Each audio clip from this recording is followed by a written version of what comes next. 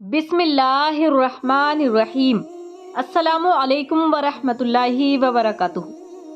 محترم ناظرین اسلام، جب حضور انور صلی اللہ تعالی علیہ وسلم کی مقدس زندگی کا 40واں سال شروع ہوا تو ناگہاں آپ صلی اللہ تعالی علیہ وسلم کی ذات اقدس میں ایک نیا انقلاب رونما ہو گیا کہ ایک دم آپ صلی اللہ تعالی علیہ وسلم خلوت پسند ہو گئی اور اکیلے تنہائی میں بیٹھ کر خدا کی عبادت کرنے کا ذوق و شوق پیدا ہو گیا۔ آپ صلی اللہ تعالی علیہ وسلم اکثر اوقات غور و فکر میں پائے جاتے تھے اور آپ صلی اللہ تعالی علیہ وسلم کا بیشتر وقت مناظر قدرت کے مشاہدے اور کائنات فطرت کے مطالعے میں صرف ہوتا تھا۔ دن رات خالق کائنات کی ذات و صفات کے تصور میں مستغرق اور اپنی قوم کے بگڑے ہوئے حالات کے سدھار اور اس کی تدبیروں کے سوچ بچار میں مصروف رہنے لگے۔ اور ان دنوں میں ایک نئی بات یہ بھی ہو گئی کہ حضور کو اچھے اچھے خواب نظر آنے لگے اور آپ صلی اللہ تعالی علیہ وسلم کا ہر خواب اتنا سچا ہوتا کہ جو کچھ دیکھتے اس کی تعبیر صبح صادق کی طرح روشن ہو کر ظاہر ہو جایا کرتی تھی۔ مکہ مکرمہ سے تقریباً 3 میل کی دوری پر جبل حرا نامی پہاڑ کے اوپر ایک غار ہے جس کو غار حرا کہتے ہیں۔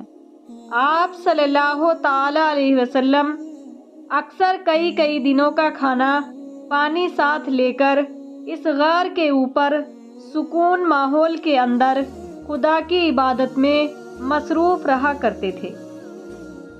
جب کھانا پانی ختم ہو جاتا تو کبھی خود گھر پر آ کر لے جاتے اور کبھی حضرت بی بی خدیجہ رضی اللہ تعالی عنہا کھانا پانی غار میں پہنچا دیا کرتی تھی۔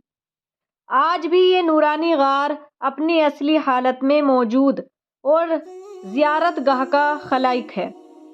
ایک دن آپ صلی اللہ تعالی علیہ وسلم غار حرا کے اندر عبادت میں مشغول تھے کہ بالکل اچانک غار میں آپ صلی اللہ تعالی علیہ وسلم کے پاس ایک فرشتہ ظاہر ہوا۔ یہ حضرت جبریل علیہ السلام تھے۔ فرشتے نے ایک دم کہا کہ پڑھیے۔ آپ صلی اللہ تعالی علیہ وسلم نے فرمایا کہ میں پڑھنے والا نہیں ہوں۔ فرشتے نے آپ صلی اللہ تعالی علیہ وسلم کو پکڑا اور نہایت گرم جوشی کے ساتھ آپ صلی اللہ تعالی علیہ وسلم سے زوردار معانقہ کیا، پھر چھوڑ کر کہا کہ پڑھیے۔ آپ صلی اللہ تعالی علیہ وسلم نے فرمایا کہ میں پڑھنے والا نہیں ہوں۔ فرشتے نے دوسری مرتبہ پھر آپ صلی اللہ تعالی علیہ وسلم کو اپنے سینے سے لگایا اور چھوڑ کر کہا کہ پڑھیے۔ آپ صلی اللہ تعالی علیہ وسلم نے پھر وہی فرمایا، میں پڑھنے والا نہیں ہوں۔ تیسری مرتبہ پھر فرشتے نے آپ صلی اللہ تعالی علیہ وسلم کو بہت زور کے ساتھ سینے سے لگا کر چھوڑا اور کہا کہ اقرأ باسم ربک الذی خلق خلق الانسان من علق اقرأ وربک الاکرم الذی علم بالقلم علم الانسان ما لم یعلم۔ ترجمہ: پڑھو اپنے رب کے نام سے جس نے پیدا کیا آدمی کو خون کی پھٹک سے بنایا۔ پڑھو اور تمہارا رب ہی سب سے بڑا کریم جس نے قلم سے لکھنا سکھایا آدمی کو، سکھایا جو نہ جانتا تھا۔ یہی سب سے پہلی وحی تھی جو آپ صلی اللہ تعالی علیہ وسلم پر نازل ہوئی۔ ان آیتوں کو یاد کر کے حضور صلی اللہ تعالی علیہ وسلم اپنے گھر تشریف لائے، مگر یہ واقعہ بالکل ناگہانی طور پر آپ صلی اللہ تعالی علیہ وسلم کو پیش آیا۔ اس سے آپ صلی اللہ تعالی علیہ وسلم کے قلب مبارک پر لرزہ طاری تھا۔ آپ صلی اللہ تعالی علیہ وسلم نے گھر والوں سے فرمایا کہ مجھے کمبل اڑاؤ۔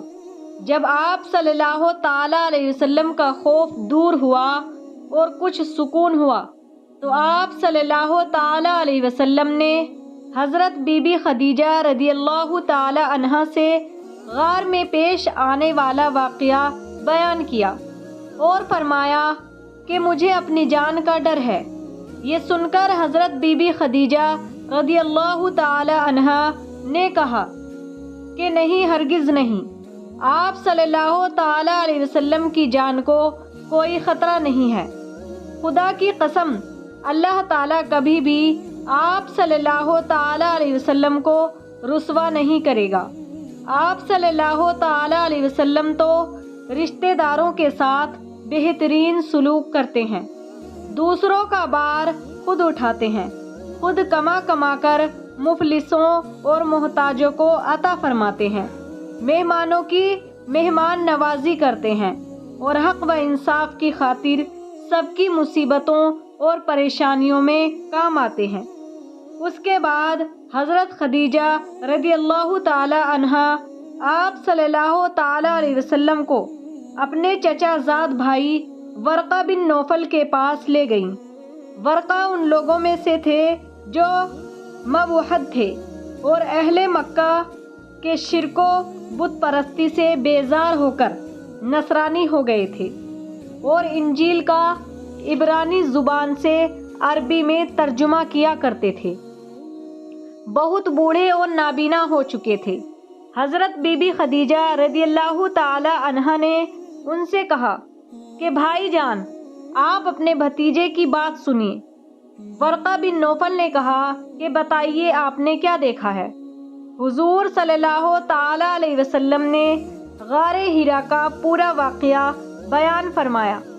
یہ سن کر ورقہ بن نوفل نے کہا، یہ تو وہی فرشتہ ہے جس کو اللہ تعالیٰ نے حضرت موسیٰ علیہ السلام کے پاس بھیجا تھا۔ پھر ورقہ بن نوفل کہنے لگے کہ کاش میں آپ صلی اللہ تعالی علیہ وسلم کے اعلان نبوت کے زمانے میں تندرست جوان ہوتا، کاش میں اس وقت زندہ رہتا جب آپ کی قوم آپ کو مکہ سے باہر نکالے گی۔ یہ سن کر حضور صلی اللہ تعالی علیہ وسلم نے تعجب سے فرمایا کہ کیا مکہ والے مجھے مکہ سے نکال دیں گے؟ تو ورقہ نے کہا، جی ہاں، جو شخص بھی آپ صلی اللہ تعالی علیہ وسلم کی طرح نبوت لے کر آیا، لوگ اس کے ساتھ دشمنی پر کمر بستہ ہو گئے۔ اس کے بعد کچھ دنوں تک وحی اترنے کا سلسلہ بند ہو گیا اور حضور صلی اللہ تعالی علیہ وسلم کہیں گھر سے باہر تشریف لے جا رہے تھے کہ کسی نے یا محمد صلی اللہ تعالی علیہ وسلم کہہ کر پکارا۔ آپ صلی اللہ تعالی علیہ وسلم نے آسمان کی طرف سر اٹھا کر دیکھا تو نظر آیا کہ وہی فرشتہ یعنی حضرت جبریل علیہ السلام جو غار میں آیا تھا، آسمان و زمین کے درمیان ایک کرسی پر بیٹھا ہوا ہے۔ یہ منظر دیکھ کر آپ صلی اللہ تعالی علیہ وسلم کے قلب مبارک میں ایک خوف کی کیفیت پیدا ہو گئی اور آپ صلی اللہ تعالی علیہ وسلم مکان پر آ کر لیٹ گئے اور گھر والوں سے فرمایا کہ مجھے کمبل اڑاؤ۔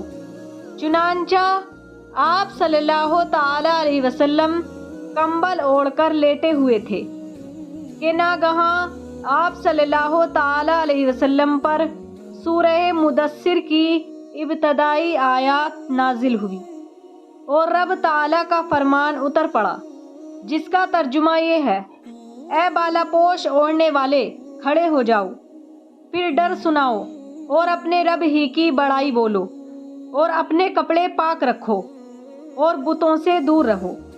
ان آیات کے نزول ہونے کے بعد حضور صلی اللہ تعالی علیہ وسلم کو خداوند قدوس نے دعوت اسلام کے منصب پر مامور فرما دیا اور آپ خداوند کے حکم کے مطابق دعوت حق اور تبلیغ اسلام کے لیے کمر بستہ ہو گئی۔